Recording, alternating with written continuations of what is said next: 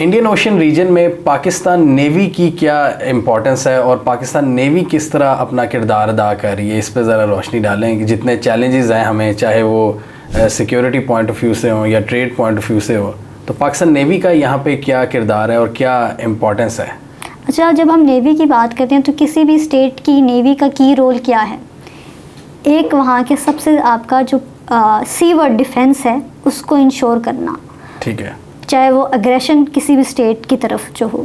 अगर हम पाकिस्तान की बात करते हैं तो पाकिस्तान का सी में अगर हम देखें मैरीटाइम डोमेन में, तो primary area of maritime doctrine, Pakistan maritime doctrine के मुताबिक पाकिस्तान का प्राइमरी एरिया ऑफ इंटरेस्ट जो है वो अरेबियन सी है, और Pakistan secondary area of interest जो है वो वेस्टर्न इंडियन ओशन है, और पाकिस्तान की मोर देन 90% ट्रेड जो है वो सी बॉन्ड ट्रेड है। तो अब वो सी बॉन्ड ट्रेड को सेफ और सिक्योर पैसेज देना वो किसका काम है? वो नेवी का काम है कि उन सी लाइंस ऑफ कम्युनिकेशन को आप ओपन रखें, आप उनको सेफ करें, आप किसी भी हॉस्टाइल एक्ट को से उनको बचाएं। सो दो ही मेन रोल हैं नेवी के, एक कि आपकी ट्रेड स्मूथ ट्रेड को इंश्योर करें, और during the conflict peace and conflict scenario आपके जो है किसी भी एग्रेशन के अगेंस्ट मिलिटरीली वो इतनी स्ट्रॉन्ग हो। और इसके अलावा सबसे ज़रूरी चीज़ हम देखते हैं कि सी पैक के बाद, क्योंकि जो गवादर पोर्ट है वो सी पैक हम कहते हैं it's a maritime jewel of the sea pack, तो उसकी सिक्योरिटी को इंश्योर करने के लिए भी आपको एक नेवल फोर्स की ज़रूरत है। तो हम देखते हैं कि इस पर्सपेक्टिव में पाकिस्तान नेवी का रोल जो है वो बहुत इन्हांस हो गया हुआ है कि आपने ओवरऑल उस रीजन को जहाँ से सारी ट्रेड का इतना बल्क जाना है, आपने उस एरिया को प्रोटेक्ट करना है अगेंस्ट एनी हॉस्टाइल एक्ट। तो थोड़ा सा अब हमने ये नेवी की बात की है, हमें बताएं कि 1965 की वॉर में नेवी ने क्या किरदार अदा किया था। कुछ वाक़यात हम सुनते हैं, हम चाहेंगे आप उसको ज़रा रोशनी डालें कि क्या किरदार था पाकिस्तान नेवी का। अब 65 की वॉर में आप लैंड सेंट्रिक पर्सपेक्टिव तो बड़ा सुनते हैं, लेकिन बहुत सुनते हैं, लेकिन हम सुनते हैं कसूर के वाक़यात, सियालकोट के, इंडियन एयर फोर्स ने रेड कर दी, हाँ। लेकिन कोई ये नहीं पूछता कि वो एकदम से ट्रायम्फ जो है वो पाकिस्तान की तरफ कैसे डाइवर्ट होगी। तो आई वुड से कि इसमें नेवी का एक बहुत क्विंटेसेंशियल जो है वो रोल था। अच्छा। अब 65 में एक पाकिस्तान नेवी ने एक ऑपरेशन कंडक्ट किया जिसको आप ऑपरेशन द्वारका या फिर ऑपरेशन सोमनाथ के नाम से भी उसको जाना जाता है। अब द्वारका जो है वो इंडिया का एक कोस्टल एरिया है, कोस्टल टाउन है बल्कि। अब उसमें इंडिया के रडार और कम्युनिकेशन सिस्टम्स थे, और वो रडार और कम्युनिकेशन सिस्टम्स इंडियन एयरफोर्स को हेल्प आउट कर रहे थे to carry out the attacks against Karachi, क्योंकि द्वारका और कराची का डिस्टेंस जो है वो बहुत कम है। तो इन पाकिस्तान नेवी के ऑलमोस्ट 7 शिप्स थे, जिसमें उन 7 शिप्स ने बेसिकली बम्बार्ड किया द्वारका को, ख़ास तौर पे उन रडार और कम्युनिकेशन जो सिस्टम्स थे उनको, ताकि वो एकदम से इंडियन एयरफोर्स की जो जिसके ऊपर वो रडार सिस्टम्स पे रिलायंट थे वो एकदम से उनको ख़त्म कर देना, ताकि वो आप उन एयर स्ट्राइक्स को रोक सके। तो आई वुड से कि एक बहुत बड़ी ट्रायम्फ थी पाकिस्तान की अगेंस्ट। एक मिलिट्री ट्रायम्फ तो थी, लेकिन साइमल्टेनियसली एक साइकोलॉजिकल ट्रायम्फ भी थी ये किसी भी एक वॉर में। और इसमें एक सबसे ज़्यादा रोल हम देखते हैं कि पाकिस्तान नेवी के पास उस टाइम एक सबमरीन थी, PNS गाजी। उस टाइम पे इंडिया के पास सबमरीन नहीं थी, 1965 तक पाकिस्तान के पास सबमरीन थी। तो पाकिस्तान ने वो सबमरीन को फॉरवर्ड डिप्लॉय कर दिया। अब उस सबमरीन ने क्या की पर्पज़ रोल अदा किया कि वहाँ पे अगेन अगर रिटेलिएशन में इंडियन शिप्स जो हैं या इंडियन नेवी ने उस तरह से रिटेलिएट नहीं किया, क्योंकि अगर वो रिटेलिएट करते तो जो गाजी जो है वो अगेन उसको काउंटर कर देते। तो ये एक बड़ा ही इम्पोर्टेंट रोल था। पाकिस्तान ने इससे एकदम से आपकी इसका सबसे बड़ा फ़ायदा क्या हुआ कि आपने पूरी वॉर का डाइवर्ट कर दिया फ्रॉम लैंड और एयर डोमेन से नेवी डोमेन पे करे। और फिर साइमल्टेनियसली नेवी में भी आपने उसको इंडिया को जो है वो कंस्ट्रेंट कर दिया अपने एरिया में कि अगर आप बाहर निकलेंगे then our submarine would attack, और वो उस टाइम उसको डिटेक्ट भी नहीं कर पाते। तो ये एक बड़ा फ़ायदा हुआ, इससे आपका कोस्टल डिफेंस भी हुआ, आपकी वॉर की पैराडाइम शिफ्ट भी, डायरेक्शन भी चेंज हो गई, और साइमल्टेनियसली आपकी सी लाइंस ऑफ कम्युनिकेशन जो है वो भी ओपन हो गई। तो ये इंडिया तो हमेशा से हमारा एक राइवल रहा है, कन्वेंशनल थ्रेट हमारा रहा है। इंडिया की नेवल स्ट्रेटजी क्या है, या उनकी अगर डॉक्ट्रिन की बात करें तो उसमें क्या हकीकत है, मतलब उसकी वो क्या है, इंडिया का जो नेवल जो उनका पूरा कॉन्सेप्ट है अपने समंदरों के हवाले से? अब हम इसमें दो चीज़ में इसमें डिवाइड करते हैं। फर्स्ट मैं आपको थोड़ा सा बताऊंगी कि उसकी स्ट्रेटजी क्या है इंडियन नेवी की, और फिर वो उस स्ट्रेटजी को एग्जीक्यूट कैसे कर रही है। इंडिया अब करंट सिनेरियो में बहुत ज़्यादा अपनी नेवी पे जो है वो उसका एम्फेसिस है। अगर हम इंडियन नेवी की स्ट्रेटजी को पढ़ें तो उनका एक डॉक्यूमेंट है, इंडियन मैरीटाइम सिक्योरिटी स्ट्रेटजी 2015 में आई। उसमें इन्होंने 5 स्ट्रेटजीज़ अपनी एक्सप्लेन की हैं, जिसमें उनकी स्ट्रेटजी फॉर डेटरेंस है, फिर सेकंड में इनकी स्ट्रेटजी फॉर जो है कोस्टल एंड ऑफशोर सिक्योरिटी भी है, फिर strategy for making the maritime environment more favourable to India, strategy for conflict है कि आपने कॉन्फ्लिक्ट में अर्ली टर्मिनेशन ख़त्म कैसे करना है कॉन्फ्लिक्ट को, और फिर स्ट्रेटजी आपकी जो है फोर्स मॉडर्नाइजेशन की भी है। सो हर स्ट्रेटजी अपने नाम से ही जिस तरह पता चल जाता है कि आपने वॉर के टाइम पे स्टेट को डिटर कैसे करना है, आपने कॉन्फ्लिक्ट को टर्मिनेट कैसे करना है, आपने ओवरऑल मैरीटाइम एनवायरनमेंट को इंडिया के लिहाज से शेप कैसे करना है, आपने कोस्टल और ऑफशोर सिक्योरिटी में क्या करना है, और लास्टली आपने इसमें 5th स्ट्रेटजी जो एक चैप्टर है इसी किताब में वो है मॉडर्नाइजेशन के ऊपर। अब उस पर सबसे ज़्यादा इनका फोकस है कि आपने इंडियन नेवी की मॉडर्नाइजेशन और कैपेबिलिटीज़ को कैसे इन्हांस करना है। तो ये स्ट्रेटजी पार्ट है, और इसी स्ट्रेटजी पार्ट में हम देखते हैं कि इंडियन नेवी के जो हैं वो मेनली जो रोल्स हैं उसमें डिप्लोमेटिक रोल आता है इनका, उसमें इनका बिनाइन रोल आता है कि जिसमें आपने बिनाइन रोल है, डिप्लोमेटिक रोल है, कॉन्स्टेबलरी रोल है, और फिर definitely most important one naval centric perspective में इनका एक मिलिट्री रोल है। सो हम देखते हैं कि एक बड़े होलिस्टिक ओवरऑल इनकी स्ट्रेटजी है। अब द थिंग कम्स कि अब वो स्ट्रेटजी को एग्जीक्यूट कैसे करते हैं। सबसे पहले तो आई वुड से इसमें जो मोस्ट इम्पॉर्टेंट चीज़ है वो है बेसिस को बनाना। बेसिस को बनाना, अब इंडिया की एक स्ट्रेटजी अगर आप पढ़ें तो वो एक नाम आता है सागरमाला। अच्छा। सागरमाला एक वर्ड है, इससे आप कहते हैं नेकलेस ऑफ डायमंड। अब नेकलेस, अब ये डायमंड्स क्या हैं? डायमंड्स एक पोर्ट्स हैं जो इंडिया प्राइमरीली तो चाइना की स्ट्रिंग ऑफ पर्ल स्ट्रेटजी के अगेंस्ट बढ़ना है, लेकिन डेफिनेटली इसका इम्पैक्ट पाकिस्तान के ऊपर भी आता है।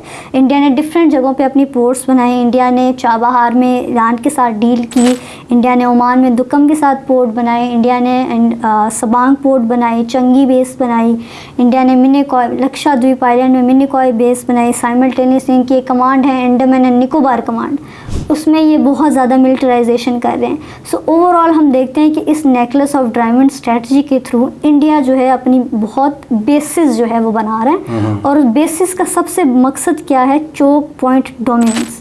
जो पहले ही मैंने आपको चोक पॉइंट्स बताए कि जब आपकी पूरे रीजन में बेसिस होंगी तो इसका मतलब है कि आप अपनी नेवी को इतना स्ट्रेंथन कर रहे हैं कि आप चोक पॉइंट्स पे अपनी उन नैरो पैसेजेस पे जो ट्रेड के लिए बहुत इंपॉर्टेंट है वहाँ पे आप अपनी डोमिनेंस कर सकें। सेकंड एस्पेक्ट इस स्ट्रेटजी के एग्जीक्यूशन में हम देखते हैं कि इंडिया जो है स्ट्रेटजिक पार्टनरशिप्स कर रहा है।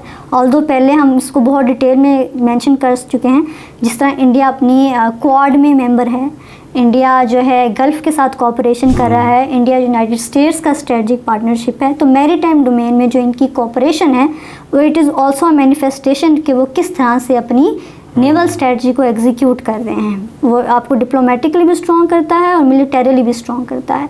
फिर एक और बहुत इंपॉर्टेंट एस्पेक्ट जो है नेट सिक्योरिटी प्रोवाइडर का रोल। इसकी सबसे जो है रीसेंट एग्जांपल आप देख लें ऑपरेशन संकल्प की, और ये जो रेड सी क्राइसिस में हुतीज़ का रोल है, तो वहाँ पे इंडिया ने अपने जो है ऑपरेशन संकल्प में अपनी जो है शिप्स की डिप्लॉयमेंट जो है वो की हैं, ताकि वो आप देख सको कि आप रीजन को भी सिक्योरिटी को इंश्योर कर सको। तो वो ऑपरेशन संकल्प उसकी नेट सिक्योरिटी प्रोवाइडर की एक बड़ी अच्छी एग्जाम्पल है कि उन्होंने अपने नेवल जो वॉरशिप्स हैं वो निकाल ली हैं और वो रीजन को सिक्योर कर रहे हैं अपनी तरफ से। तो इस लेकिन देखिए इतने ज़्यादा शिप्स की डिप्लॉयमेंट, इतने ज़्यादा नेवी पर्सोनल्स की डिप्लॉयमेंट, ये एक मैसेज सेंड करती हैं कि एक तो आप खुद, आपकी नेवी इतनी स्ट्रॉन्ग है कि आप अपने अलावा रीजन की सिक्योरिटी को भी एक बड़ा इंपॉर्टेंट रोल प्ले कर रहे हैं, ख़ास तौर पे कॉन्फ्लिक्ट के सिनेरियो में। और दूसरा एक और इसी नेट सिक्योरिटी प्रोवाइडर में हम रोल देखते हैं ऑपरेशन संकल्प के अलावा इनका एक प्रोग्राम है Sagar, security and growth for all in the region. अच्छा, तो वो सागर प्लान के तहत भी अपनी जो है वो कोलैबोरेशन के हम अपने स्ट्रेटजिक पार्टनर्स की इंटरेस्ट को केटर करेंगे, हम रिलेशनशिप्स को रीस्ट्रक्चर करेंगे ताकि हम ओवरऑल रीजन की ग्रोथ पे हमारा एम्फोसिस है। इस तरह की टर्मिनोलॉजी, इस तरह के प्लान्स, इस तरह की डिप्लॉयमेंट्स, इस तरह की बेसिस का बनाना ओवरऑल इट इम्प्लाइज कि इंडिया जो है डिफरेंट तरीक़ों से सॉफ्ट पावर के थ्रू भी और हार्ड पावर के थ्रू भी अपनी जो है नेवल स्ट्रेटजी को एग्जीक्यूट तो करता है। इंडियन नेवी की ये जो फोर्स डेवलपमेंट है, इसका अगर हम कंपैरिजन करें पाकिस्तान नेवी के साथ, कि पाकिस्तान नेवी उसके मतलब इन सारी डेवलपमेंट्स को देखते हुए हमारी प्रेपरेशन कैसी है? हमारा पहले इसके लिए आई वुड से कि हमारा मकसद पैरिटी नहीं है इंडिया के साथ, हमारा मकसद बैलेंस ऑफ पावर का है। हम being a smaller state come resources के साथ since the time of independence हम पैरिटी हमारे नहीं कर सकते। हमारा मेनली डिफेंसिव पोस्चर ही होगा हमेशा से। तो उसके लिए सबसे पहले देखते हैं कि इंडिया नेवी जो है वो अपने आप को मॉडर्नाइज कर कैसे, अभी उसकी क्या फोर्स डेवलपमेंट है। हम देखते हैं कि अब इनके पास 2 एयरक्राफ्ट कैरियर्स हैं, INS विक्रांत, INS विक्रम आदित्य। इसके अलावा एक और एयरक्राफ्ट कैरियर जो है वो INS विशाल, वो भी इनका प्लान है बनाने का। तो एयरक्राफ्ट कैरियर, फिर उसके बाद हम इनकी जो है सरफेस फ्लीट को अगर देखते हैं तो इंडिया उसको भी मॉडर्नाइज कर रहा है। डिफरेंट तरह के फ्रिगेट्स, डिफरेंट तरह के कॉर्वेट्स को एक्वायर कर रहा है। अभी इंडिया के जो है INS जो हम देखते हैं कि तलवार क्लास फ्रिगेट्स जो है वो इंडिया ले रहा है। तो इस तरह की डिफरेंट चीज़ें जो है प्लान्स, ख़ास तौर पे इसमें इम्पॉर्टेंट है Indian naval indigenisation plan of 2015 to 2030। इसमें सबसे क्या है कि हमने जो अपनी इंडिजिनस इंडस्ट्री है नेवी की उसको स्ट्रॉन्ग करना है। तो ये शिप्स के, अगर सरफेस शिप्स के अलावा हम देखते हैं इंडिया की जो है एविएशन विंग जो है, इंडिया उसमें यूनाइटेड स्टेट्स के साथ कोलैबोरेट कर रहा है। अगर हम अनमैन्ड वेपन्स की तरफ जाते हैं तो सी ईगल जो है, सी ड्रोन्स जो हैं वो इंडिया यूनाइटेड स्टेट्स के साथ कोलैबोरेशन कर रहा है। इसके अलावा इंडिया की डिफरेंट जो हैं वो हेलीकॉप्टर्स जो हैं एयरक्राफ्ट जो हैं वो इंडिया जो है उसमें यूनाइटेड स्टेट्स के साथ कोलैबोरेशन कर रहा है। अब सरफेस अगर हम सबमरीन्स की जो है वो बात करें, इंडिया के पास कन्वेंशनल सबमरीन्स भी हैं और इंडिया के पास न्यूक्लियर सबमरीन्स भी हैं। अभी न्यूक्लियर सबमरीन्स की ख़ास तौर पे अगर बात करें तो INS अरिहंत जो है ऑपरेशनल न्यूक्लियर सबमरीन इंडिया के पास अभी एक ही है, INS अरिहंत। INS अरिघात जो है वो अभी उसको इट्स इन ट्रायल फेज, तो वो एक न्यूक्लियर कंपोनेंट भी है। इसके अलावा इंडिया की कन्वेंशनल सबमरीन्स भी हैं, डीजल सबमरीन्स हैं। इसके अलावा इंडिया के कुछ प्रोग्राम्स हैं, प्रोजेक्ट्स हैं, प्रोजेक्ट 75 अल्फ़ा, प्रोजेक्ट 75I। तो ये इंडिया के प्रोग्राम्स ऐसे हैं कि आप उसमें सबमरीन्स आपने 6 न्यूक्लियर अटैक सबमरीन्स, इंडिया के एम्स भी हैं। कुछ ऐसे डेवलपमेंट्स हैं जो एम्स हैं, कुछ ऐसे डेवलपमेंट्स हैं जो कि अंडर प्रोसेस हैं। तो ये इस तरह की ओवरऑल अगर हम वैसे देखें तो इंडिया के पास ऑलमोस्ट जो है 2 एयरक्राफ्ट कैरियर्स हैं, 140 जो है शिप्स का वो जो है वो ओवरऑल फोर्स है, और डिफरेंट इस तरह की, और इसके अलावा सबमरीन्स जैसे मैंने आपको बताई। इसके अलावा हम देखते हैं कि अब नाउ हाउ इसका कंपैरिजन करते हैं हम पाकिस्तान के साथ। Pakistan navy definitely a smaller navy, लेकिन उसमें हम देखते हैं कि पाकिस्तान भी अपनी जो है फोर्स मॉडर्नाइजेशन की जो है इससे पहले आई वुड से कि इंडिया का एक और प्लान भी है कि इंडिया जो है 2030 तक 175 वॉरशिप्स का जो है वो एम रखता है, 175 वॉरशिप्स का। तो ये एक इम्पॉर्टेंट है कि ओवरऑल उनका एस्टिमेट प्लान जो है फ्यूचर का वो क्या है। अब now coming towards the Pakistan, उसमें पाकिस्तान में हम देखते हैं कि पाकिस्तान भी करंट जो है वो डेवलपमेंट्स जो हैं उसमें है प्रोजेक्ट 54 फ्रिगेट्स जो हैं वो पाकिस्तान जो है वो चाइना से कोलैबोरेट कर रहा है। उसमें मिलजम आपने एक बहुत बड़ा प्रोजेक्ट है पाकिस्तान नेवी का, उसमें PNS जो है बाबर जो है वो तो ऑलरेडी कमीशन हो चुका हुआ है। इसके अलावा 3 और हैं जो कि आपकी इन नियर फ्यूचर जो है वो कमीशन हो जाएंगे। इसके अलावा पाकिस्तान जो है वो ऑफशोर पेट्रोल वेसल्स जो है PNS यरमूक है, हुनैन है। अभी रिसेंटली पाकिस्तान ने जो है PNS हुनैन जो है वो उसकी एक इंडक्शन का हम बड़ा न्यूज़ में सुनते हैं। तो ऐसा नहीं है कि पाकिस्तान भी अपनी मॉडर्नाइजेशन, पाकिस्तान नेवी, क्योंकि given the challenges which I mention before, Pakistan navy भी कॉन्स्टेंटली अपनी मॉडर्नाइजेशन कर रही है। चाइना के अलावा टर्की से भी कुछ कर रही है।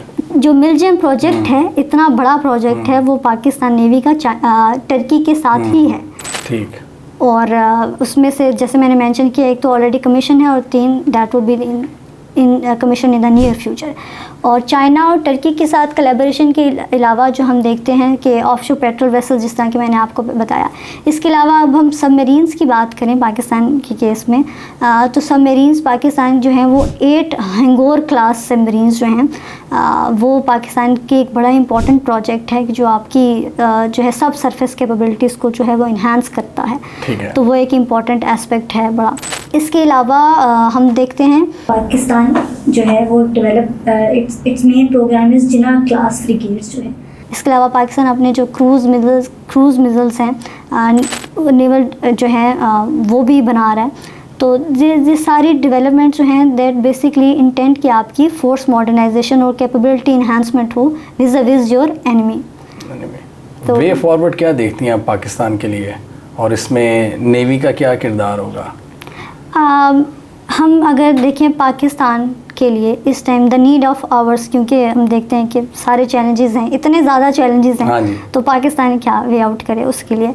तो सबसे ज़रूरी है एक पाकिस्तान को चाहिए एक होलिस्टिक मैरीटाइम स्ट्रेटजी। मैंने नेवल स्ट्रेटजी इसलिए नहीं कहा क्योंकि वो नेवी स्पेसिफिक वो खाली हार्ड पावर के लिए हो जाए। आपकी करंट सिनेरियो में आप खाली हार्ड पावर को नहीं देख सकते।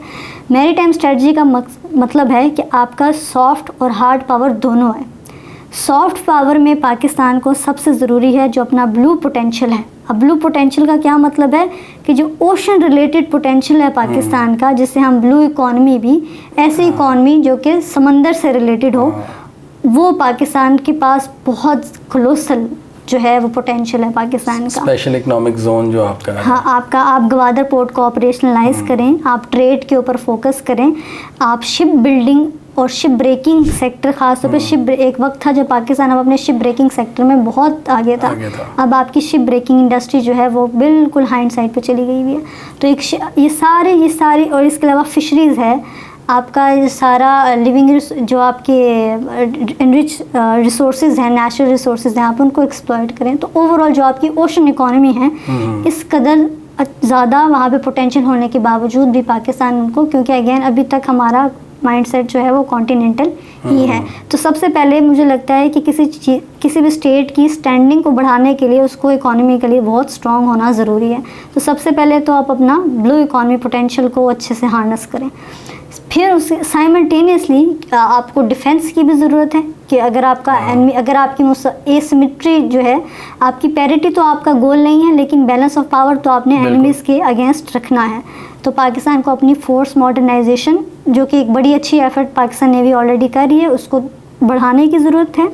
और इसके हम देखते हैं कि गिवन हमारे पास इकोनॉमिक क्रंच है, पाकिस्तान के पास उस तरह के रिसोर्सेज नहीं हैं, तो हम देखते हैं कि हम थोड़ी सी डिस्ट्रप्टिव टेक्नोलॉजीज़ की तरफ, जो कि थोड़ी लेस कॉस्टली हैं, पाकिस्तान अनमैन्ड सिस्टम्स की तरफ जा सकता है, पाकिस्तान हाई एनर्जी लेज़र्स की तरफ जा सकता है। तो इस तरह की कुछ डेवलपमेंट्स जो हैं, जो आपकी ओवरऑल मिलिट्री एसिमेट्री को एक थोड़ा कॉस्ट इफेक्टिव और अच्छे तरीके से केटर जो है वो किया जा सकता है। इसके अलावा अलायंसेस वगैरह, और सबसे ज़रूरी चीज़ जो मुझे लगता है कि आपकी फॉरेन पॉलिसी मुझे लगता है वो मुझे सबसे फर्स्ट पे बताना चाहिए था कि आपकी फॉरेन पॉलिसी टोटली जो है उसमें आपकी इंडियन ओशन उस तरह से, या लिटोरल्स इंडियन ओशन की, जिस तरह इंडिया अपने लिटोरल इंडियन ओशन की लिटोरल स्टेट्स का कोलैबोरेशन कर रहे हैं, तो पाकिस्तान को उस तरह से वो हम देखते हैं कि वो नज़र नहीं आता, आपकी फॉरेन पॉलिसी प्रायोरिटी नहीं आती।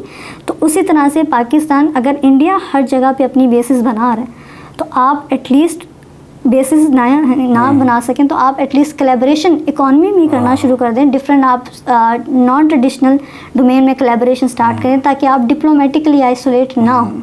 तो इस तरह से आई वुड से कि पाकिस्तान को ओवरऑल फॉरेन पॉलिसी फ्रंट पे भी एक बड़ा एक्टिव रोल जो है वो is the need of time, कि आप अपने आप को इकोनॉमिकली स्ट्रॉन्ग करें through the ocean resources, diplomatically strong करें अपनी फॉरेन पॉलिसी रीओरिएंटेशन की जी, तरफ, जी। और मिलिटरीली आप स्ट्रॉन्ग करें अपनी फोर्स मॉडर्नाइजेशन के थ्रू। तो ये 3 इन फेसेट्स अगर आप अचीव कर लें हाँ। तो आई वुड से पाकिस्तान एक का डिफेंस प्लस इकॉनमी दोनों मजबूत हो सकती है। मजबूत हो सकती तो ये है। जो आपने इंटरनली बात की है इकॉनमी की, इसमें जो मैरीटाइम डोमेन में हम अपनी नई पोर्ट्स भी हमें बनानी चाहिए कराची के अलावा। क्या आप समझती हैं कि जैसे हमारे पास पोटेंशियल है जैसे और मारा वगैरह में? अच्छा, मेरे ख्याल में से वैसे वो मेरे ख्याल में से और मारा वो सारा जो गवादर, कोस्टल हाँ, एरिया है हाँ। वो मुझे लगता है पहले तो ब्लू इकॉनमी के थ्रू आपका फोकस पहले वो होना चाहिए, पहले वो कि आप कोस्टल टूरिज्म को प्रमोट करें ताकि आप ठीक है। अपनी एक इमेज बिल्डिंग भी करें और साथ साथ आप इकोनॉमिक बेनिफिट्स भी रीप करें। लेकिन मेरा पर्सनल व्यू ये है कि पोर्ट्स के लिहाज से गवादर आपका पहले प्रेफरेंस होनी चाहिए। यानी कि वही कराची के अलावा भी आपके पास ऑप्शंस होने चाहिए। हाँ, गवादर अभी मेरा पर्सनल ओपिनियन यही है कि गवादर की ऑपरेशनलाइजेशन आपका सबसे प्रायोरिटी होनी चाहिए, उसकी स्पीडी ऑपरेशनलाइजेशन। कि अगर आपकी गवादर पोर्ट्स के थ्रू जो आपके एम्स हैं कि आपने एक रीजनल ट्रांसशिपमेंट हब बनना है, तो ग्वादर पोर्ट में इतना पोटेंशियल है कि वो आपको रीजन में एक इकोनॉमिक हब बना दे। तो उसी को ही आप प्रायोरिटाइज कर लें, उसी की स्पीडी इम्प्लीमेंटेशन कर लें, तो I would say Pakistan in the next few decades you will see Pakistan as an economic giant within the region. इंशाल्लाह। बाकी मुझे ये भी एंड पे मैं ये पूछना चाहूँगा कि अगर हम गवादर को टाइमली नहीं कर पाते तो क्या चाबहार उसको पीछे छोड़ सकता है, अच्छा पीछे या उसकी अपनी कोई सिग्निफिकेंस है, दोनों की अलहदा? जाहिर सी बात है, राइवल पोर्ट्स का कॉन्सेप्ट तो एग्जिस्ट करता है। हाँ। और इंडिया और चाबहार, इंडिया का भी हम देखते हैं रिसेंट 10 इयर्स एग्रीमेंट उसने चाबहार के साथ किया। चाइना ने भी किया है वहाँ पे चाबहार में। बिल्कुल, वो एक साइन, वो आई वुड से कि डेफिनेटली उससे फिर अगर आप इतनी क्रूशल पोर्ट को उस तरह से एग्जीक्यूट नहीं कर पा रहे तो states would start looking for alternatives. तो आपने उन ऑल्टरनेटिव्स को अगर आप रोक नहीं सकते तो आपने उनको मिनिमाइज़ तो करना है। बिल्कुल। और उनकी मिनिमाइज़ करने के लिए ये है कि आपने एक सिक्योर इन्वायरमेंट क्रिएट करना है अपनी गवादर पोर्ट में, और उसको इतना इफेक्टिव बनाना है ट्रेड के लिए कि आप खुद इस कदर एफिशिएंट हों कि आपके जो स्ट्रेटजिक पार्टनर्स हैं, जो ट्रेड पार्टनर्स हैं, वो गवादर को एज ए प्रायोरिटी ही रखें। बहुत शुक्रिया मैडम आपका, आज आपने हमें टाइम दिया और बड़ी ही थॉटफुल और इन्फॉर्मेटिव डिस्कशन की हमसे ये मैरीटाइम डोमेन के हवाले से और इंडियन ओशन रीजन के हवाले से। आप लोगों के जहन में इस हवाले से कोई क्वेश्चन है या कोई कमेंट है तो कमेंट सेक्शन में आप लिख सकते हैं। आज तक के लिए इतना ही। अल्लाह हाफिज़।